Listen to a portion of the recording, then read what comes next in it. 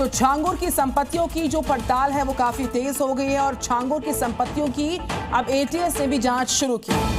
लेन then से जुड़े दस्तावेजों की जांच हुई है, कई कागजात हाथ लगे हैं, 4 लोगों से पूछताछ की गई है, सवाल जवाब किए गए हैं। आपको बता दें कि 500 करोड़ की विदेशी फंडिंग का मामला सामने आया था, छांगुर का पाकिस्तान कनेक्शन भी सामने आया था, दस्तावेजों में हेराफेरी की भी संभावना है।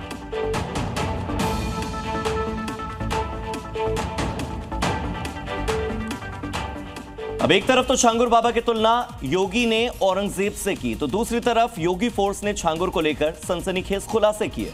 मास्टरमाइंड छांगुर बाबा उर्फ जलालुद्दीन ने धर्मांतरण की बड़ी साजिश रची और बातचीत में सीधे शब्द नहीं बल्कि कोड वर्ड का इस्तेमाल करता था। तस्वीरें देखिए, लगता है जैसे कोई बुजुर्ग की सीधा साधा इंसान हो, लेकिन यही चेहरा असली कहानी से बहुत दूर है। यह है छांगुर बाबा उर्फ जलालुद्दीन, जिसके दिमाग में शातिर चालों की पूरी स्क्रिप्ट भरी है, जो धर्मांतरण की साजिशों को कोडवर्ड में चला रहा था। दावा किया जा रहा है कि यूपीएटीएस ने छांगुर के दिमाग में रचे गए साजिशों के कोड को डिकोड कर लिया है। यूपीएटीएस के मुताबिक वो मिट्टी पलटना शब्द का इस्तेमाल धर्मांतरण के लिए करता था। जिन लड़कियों का धर्मांतरण करवाया जाता उन लड़कियों को प्रोजेक्ट कहा जाता था और लड़कियों को मानसिक रूप से प्रभावित करने के लिए अपने सहयोगियों से काजल शब्द का इस्तेमाल करता था और दर्शन शब्द का मतलब होता था छांगुर से लड़की को मिलवाना। जांच में पता चला है कि छांगुर कोड वर्ड में ही निकाह और शादी का वादा करने के बाद धर्मांतरण को नया जीवन शुरू करने की शर्त बताता था।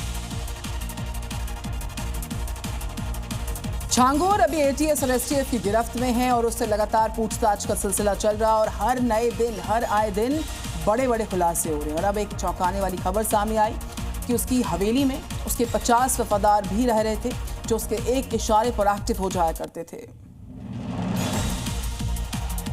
ये सभी छांगुर के बलरामपुर स्थित हवेली में ही रहते थे।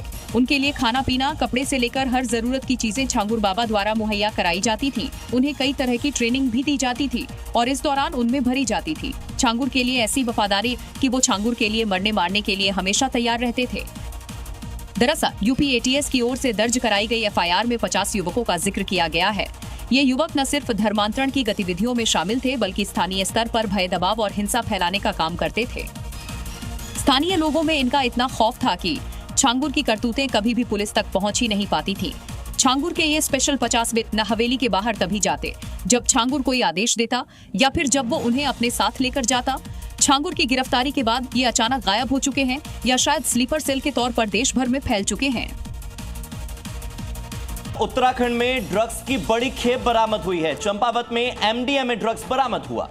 तो महिला से बरामद हुई है ये ड्रग्स और 5 किलो 688 ग्राम ड्रग की बरामद की। महिला से 10 करोड़ की ड्रग्स बरामद की गई है। चंपावत में एमडीएमए ड्रग्स की बरामदगी की खबर आ रही है सामने। नेपाल सीमा से सटी शारदा नहर इलाके में चेकिंग के दौरान पुलिस ने एक संदिग्ध महिला को पकड़ा और उससे सिंथेटिक ड्रग का यह जखीरा बरामद किया। दरअसल पुलिस ने संदिग्ध महिला के बैग की तलाशी ली तो बैग से 5 किलो 888 ग्राम एमडीएम ड्रग बरामद की गई। बरामद की गई 5 किलो 688 ग्राम एमडीएम ड्रग की अंतर्राष्ट्रीय बाजार में कीमत करीब 10 करोड़ रुपए बताई जा रही है। ये ड्रग आमतौर पर मेट्रो शहरों और रेव पार्टियों में इस्तेमाल की जाती है। इतनी बड़ी तादाद में ड्रग बरामद होने के बाद पुलिस ने महिला को गिरफ्तार कर लिया है। महिला का पति और उसका साथी अभी फरार है। बताया जा रहा है कि पिथौरागढ़ जिले में इन लोगों के द्वारा नशीला पदार्थ बनाने के लिए लैब बनाई गई थी, जहां ड्रग्स तैयार की जाती थी। इस बड़ी कामयाबी पर चंपावत पुलिस को 20,000 रुपए के नगद इनाम से पुरस्कृत किया गया है।